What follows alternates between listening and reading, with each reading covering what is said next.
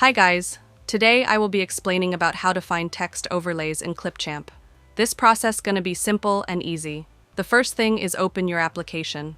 And as you can see, I already opened my application. After it opens, the next thing you have to do is take a look on the left side of your computer screen. You will see multiple options from these. You have to tap on the option content library once you will click on it. The Clipchamp library will be show. And here we have to find text overlays. So for this, scroll down, and on the last you can see the option of overlays. These are not text overlays, so click on this arrow to expand this one. Once this feature will be expanded here, you will see multiple overlays like transition, graphic, and cinematography in order to find text overlays. Scroll down to the last, and here you can find the option of text overlay. Click on this arrow, and this will be expanded. Here you will find multiple overlays, which are useful, and these are the text overlays. So from here, select that one, which you liked the most, and add that in your timeline.